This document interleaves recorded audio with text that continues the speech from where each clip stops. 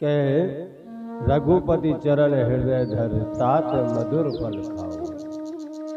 કહે હનુમાન, તમે રઘુવીરના ચરણ કમલ તમારા હૃદયમાં રાખો અને જઈને મધુર મધુર ફળ ખાઓ।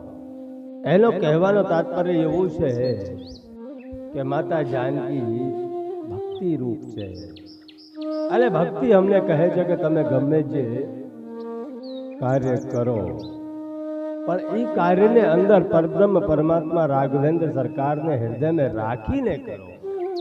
જો રાઘવેન્દ્ર સરકારને તમે હૃદયમાં રાખશો તો એનું પરિણામ બહુ સારું આવે। હનુમાનજી અશોક વાटिका में फल खावा મળ્યા છે અને ફલ ખાતા જાય, અમુક ફલ તોડતા જાય। ત્યાં જે રખવારીએ બેઠા હતા રાક્ષસો, એક એમ તે બોલ્યા કે જો કોઈક બાનર આવીને ફળો ખાય છે ને તોડે છે, બીજો રાક્ષસ કહે છે કે કેટલો ખાય, નાનકડો જેવો વાનર છે ખાવા દે ને ભાઈ, 2-4-5 ફળ ખાહે પછી તો એ બંધ થઈ જાય। ત્યારે હનુમાનજીને લાગ્યો કે આ લોકોને ઉપર કઈ પ્રભાવ પડ્યો નથી, મારા ફળ ખાવાના પ્રભાવ એને ઉપર નથી પડતા। ત્યારે હનુમાનજીએ વૃક્ષો તોડવાનું ચાલુ કર્યું અને વૃક્ષો તોડતા જાય। રાવણના જે સૈનિકો હતા એ સૈનિકો હનુમાનજીને મારવા માટે દોડે છે, પણ હનુમાનજી શ્રી રામને હૃદયને રાખીને એ રાક્ષસોને બંધ કરે।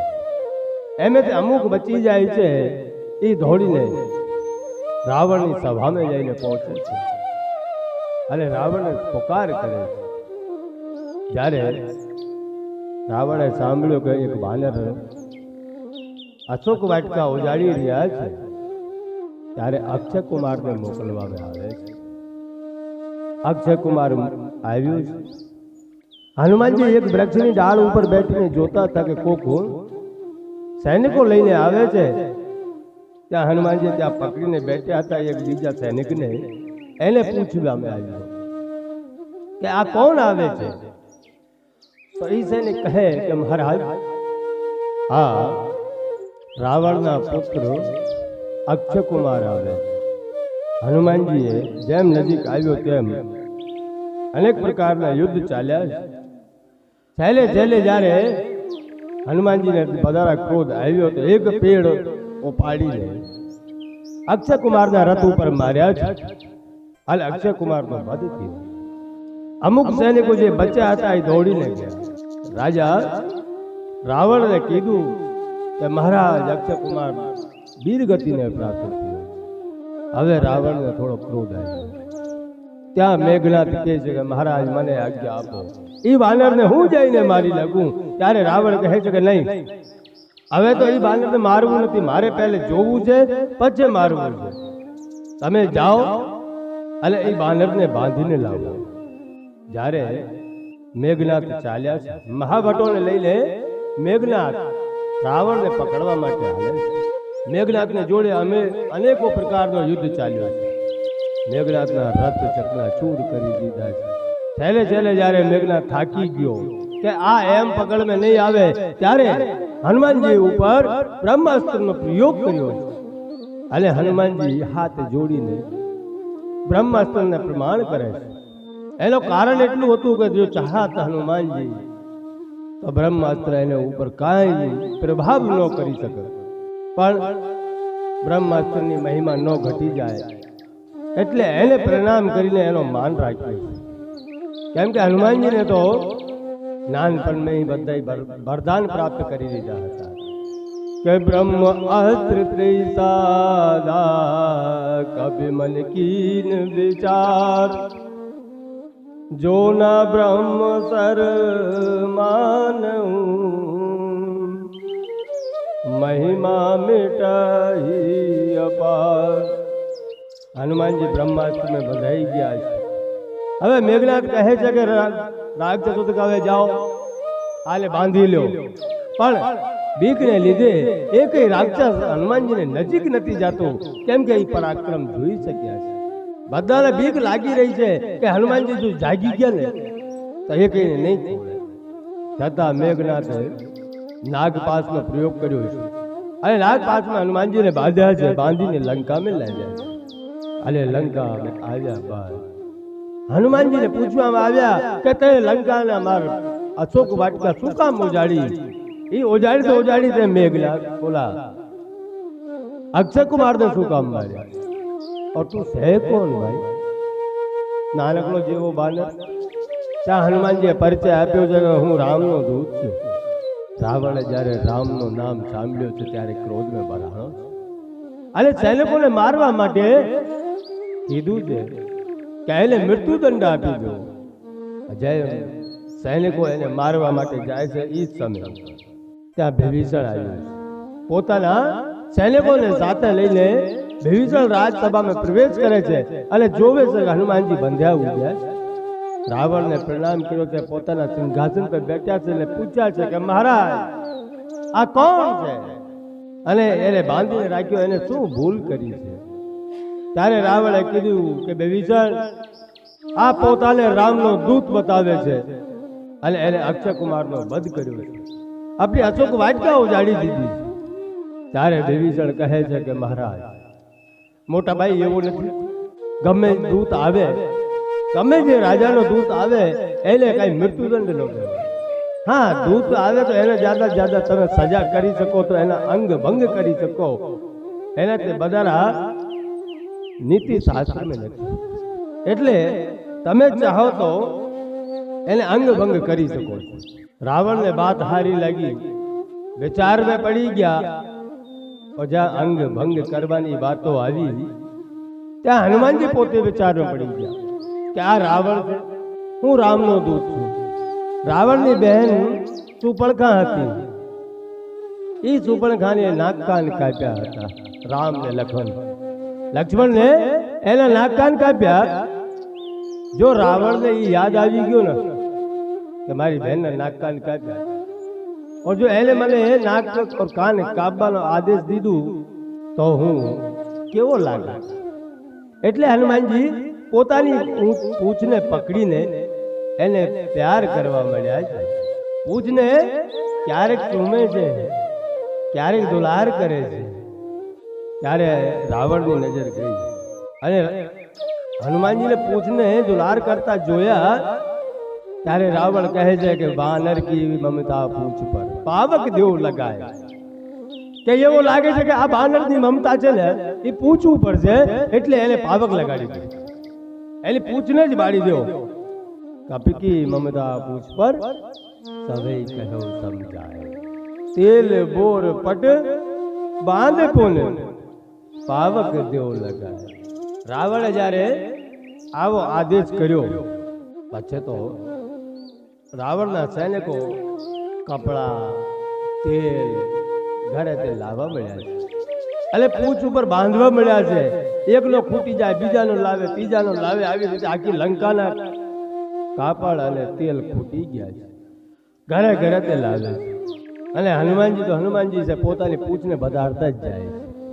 અને પછી સૈનિકોએ હનુમાનજીની પૂંછને આગ લગાડી છે. હનુમાનજીની પૂંછ में આગ લાગી એટલે હનુમાનજીને ખબર પડી તો હનુમાનજી એક અટારી ઉપર કૂદીને ચડી ગયા છે. કલક ચઢ્યો કૂદ અટારી, કે હનુમાનજી એક અટારી ઉપર ચડી ગયા છે. 49 પ્રકારની વાયુ ચાલી રહી છે. આ બેધીના જ વિધાન છે મારા.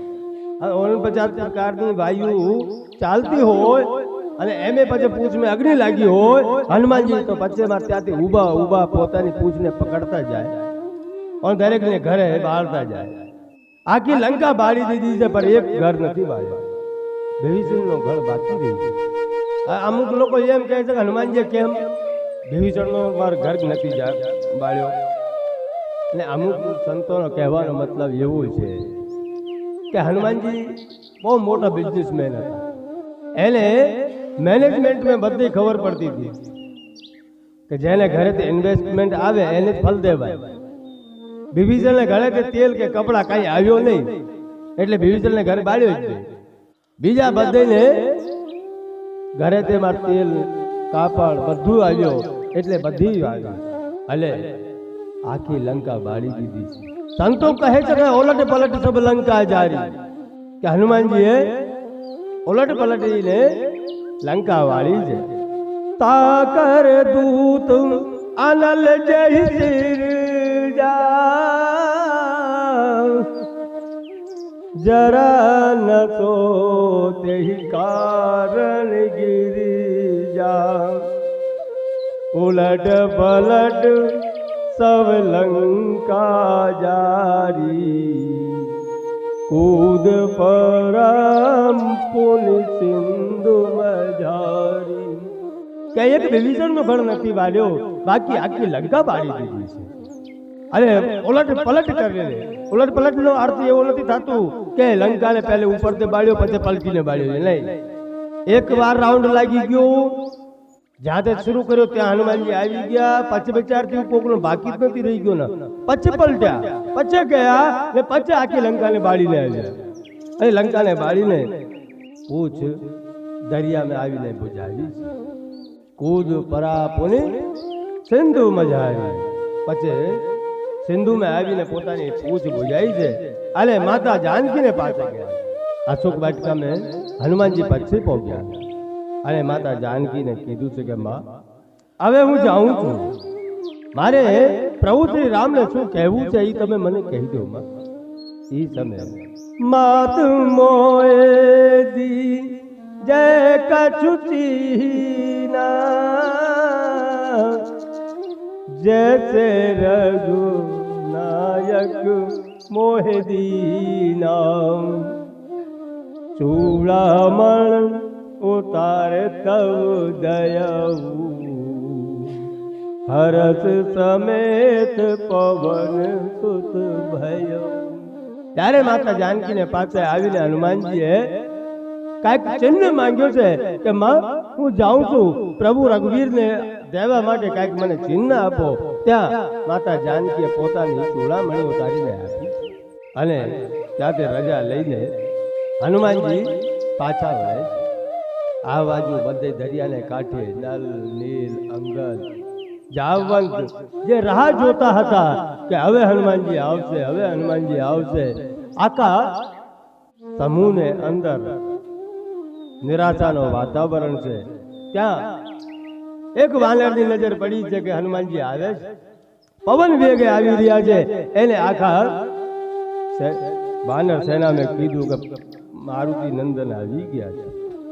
બસ એટલું કીધું, ત્યાં તો જય શ્રી રામના ઘોષ થવા મળ્યા છે. જય શ્રી રામ. આનંદનો માહોલ થઈ ગયો. કાંઈક ને કાંઈક સમાચાર તો લાવ્યા જ હશે. રામ કબન જબ આવત દેખા કિયે કાજ મન હરસ વિશેષા. હનુમાનજી બધી બાનરોને લઈને પ્રભુ શ્રી રામને પાસે પહોંચે છે.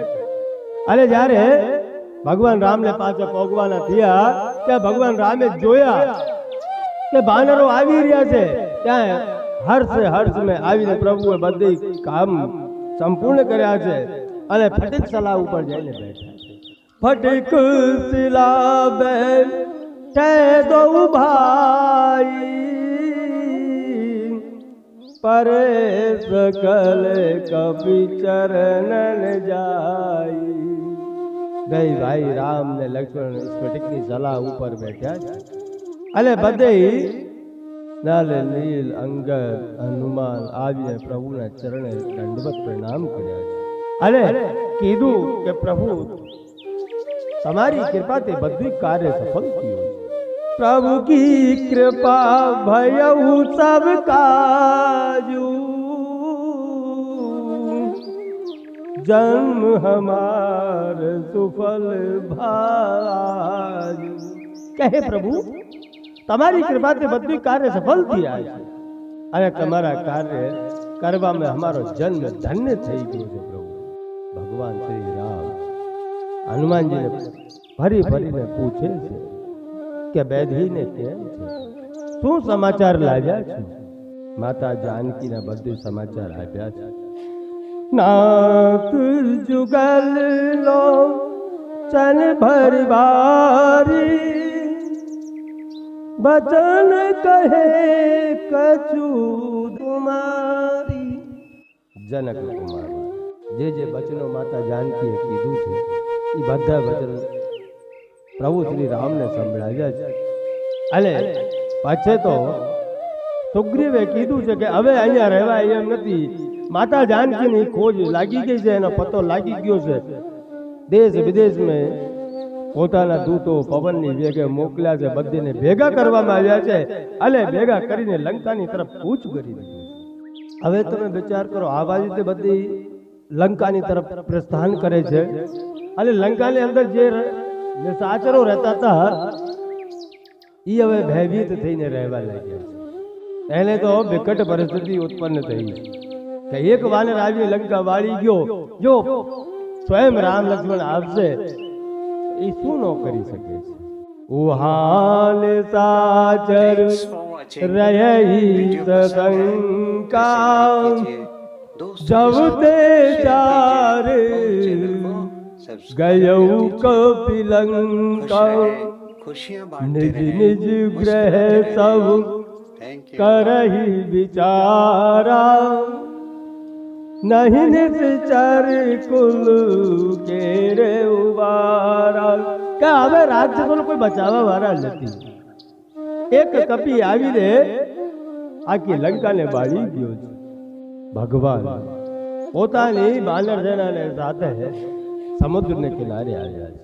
અને સમુદ્રને કિનારે આવીને ભગવાન લક્ષ્મણજીને કહે છે કે લક્ષ્મણ, મારો આસન લાવો, આપણે આવે અહીંયા જ બેઠવાના છે. એટલું કીધું ત્યાં જો રાવણની લંકાની અંદર એક બહેનો માહોલ હતા. એમ વિભીષણ આવ્યો છે. વિભીષણે રાવણને સમજાવે છે કે મહારાજ, જગત જનની જાનકીને તમે પ્રભુને સોંપી દો ને પ્રભુને ચરણને પડી જાઓ. હવે રાવણને એ વાત સારી લાગી નહીં અને વિભીષણને લાત મારી છે. નિકર ખાવાનું અહીંયાનું ગાવાનું દૂધ લંકામાં તે વિભીષણે કાઢી મૂક્યા છે. સચિવ વેદ ગોરતીન જો પ્રિય બોલઈ બે આસ રાજધર્મ તને તીન કર હોઈ વે ગઈ નાસ. કે તમે સચિવ વેદ और गुरु अगर તમારો કોઈ પ્રિય હોય ને તમને માખણ લગાડતા હોય, પ્રિય બોલતા હોય, અને કોઈ પણ ડોક્ટર હોય એ પણ તમને જો માખણ લગાડીને પ્રિય બોલતા હોય, એક તમને માખણ લગાડવા આવે ગુરુ ની પદવી પર આવે, આ તીન જો તમને માખણ લગાડતા હોય તો ત્યાં સમજી લેવાનો તમારો નાશ થવાના છે, બહુ જલ્દી થવાના છે. આ બાજુ વિભીષણે લંકામાં તો કાઢવામાં આવ્યા. વિભીષણ રામજીની સેનામાં આવ્યા છે અને રામના દૂતો સૈનિકોએ આવીને કીધું છે કે હે રાવણ નો ભાઈ વિભીષણ આવ્યા છે. ત્યારે ભગવાન રામે કીધું એને સપ્રેમ અહીંયા લઈને આવો. ત્યાં સુગ્રીવ કહે છે કે એ તો રાવણનો ભાઈ છે, એને બાંધી લેવો. બાંધીને પછી પ્રભુ એને મૃત્યુદંડ દઈ દો. ત્યારે ભગવાન કહે છે કે ભાઈ મૃત્યુદંડની વાત જ છે, પણ એને બાંધવું તો છે. મારે તમારી વાત તમે નીચ વિચારી કે તમે બહુ સરસ વિચાર કર્યો છે, એને બાંધીશ તો ખરું, પણ મારી બે ભુજાઓને બીચમાં બાંધવાના છે. આદર સહિત એને બોલાવવામાં આવ્યા. ભગવાને કુશલ છે એમ પૂછ્યા છે. વિભીષણે બધું કીધું કે આવી રીતે પરિસ્થિતિ મને કાઢી મૂકવામાં આવ્યા છે. પછી તો ભગવાન રામે વિભીષણનો ત્યાં રાજ્યાભિષેક કર્યા છે અને રાજા તરીકે રાખવામાં આવ્યો. હવે તમે વિચાર કરો ભગવાનની ગતિ કેવી છે. એ ત્યાં તે કાઢી દીધું છતાં ભગવાનની શરણમાં આવ્યો તો ભગવાને એને અપનાવી લીધું અને એને રાજ સિંહાસન પહેલે જ કરી દીધું. રાજ તિલક સમય પહેલા કરી દીધું કે હવે લંકાનો લંકાપતિ તું. અચ્છા પૂછ્યું છે કે હવે વિભીષણ આ સમુદ્રને કેમ પાર કરવામાં આવે? ત્યાં વિભીષણ કહે છે કે પ્રભુ આ તમારા પૂર્વજો છે, સાગર તમારા પૂર્વજો છે, એટલે તમે એને પાસે પ્રેમથી રસ્તો માંગો તો રસ્તો આપી દે. આ વાત ભગવાનને ગમી પણ લક્ષ્મણને નહોતી ગમી કે એક તો ત્યાંથી ભાગીને આવ્યો, અહીંયા સલાહ એવી આપે છે કે અહીંયા પ્રેમથી આવે રસ્તો માંગો તો કોઈ આપે. ભગવાન એવું નહીં કરતા, તમે તમારો અગ્નિવાણ છોડો, આખો દરિયો હમણાં હુકાઈ જાય, રસ્તો પણ ભગવાને એ સમયે વિભીષણની સલાહ માની છે અને 3 દિવસ માટે અનશન ઉપર બેસી ગયા છે. 3 દિવસ બીતી ગયા પછી ભગવાને ક્રોધ આવ્યો અને લક્ષ્મણને કીધું, લક્ષ્મણ મારા ધનુષને બાણ લાગ્યો. લક્ષ્મણ ખુશ થઈ ગયો કે એ કામ તો હું 3 દિવસ પહેલે કહેતા હતા, જો પહેલે દિવસે એ કર્યો હોત તો 3 દિવસ તો ન ખોટી થાત. પણ પ્રભુ છે એક એક ક્ષણ મેં આપણને સમજાવે છે કે આપણે જીવનની અંદર પહેલે ધૈર્ય રાખવાનું. જેટલો સહનશીલ થાશું એટલો પરિણામ બહુ સારું આવશે. ભગવાને ધનુષ બાણ ચઢાવ્યા છે અને સંકલ્પ કરે છે કે આ દરિયાને હવે બાળી નાખવામાં આવશે. જ્યાં સંકલ્પ કર્યા ત્યાં સમુદ્ર દેવ પ્રગટ થયા છે અને હાથ જોડીને ભગવાનને કહે છે કે પ્રભુ તમારી સેનાની અંદર 2 એવા બાનરો છે જેને આશીર્વાદ મળેલો છે કે દરિયાની અંદર તમે ગમે જે વસ્તુ નાખશો એ ઉપર તરશે. એટલે એ નલો નીલને કહો કે એક સેતુનું નિર્માણ કરે. અને ભગવાને કીધું કે આ બાણ ચડાવે એનું શું કરવું? ત્યારે સમુદ્રદેવે કીધું છે કે મારી ઉત્તર દિશામાં એ બાણને જવા દો, ત્યાં નિશાચર લોકો રહે છે, એનો નાશ કરો. પ્રભુએ એનો સંતાપ મેટ્યો છે અને નલ નીલ 2 મોટી મોટી શિલાઓ સમુદ્રની અંદર નાખવા મળ્યા છે. હવે શિલાઓ તો તરે છે પણ ભેગા થતી નથી. ત્યાં હનુમાનજીને એક યુક્તિ બનાવી છે. એક પથ્થર ઉપર રા લખ્યો છે, બીજા પથ્થર ઉપર માં લખ્યા છે.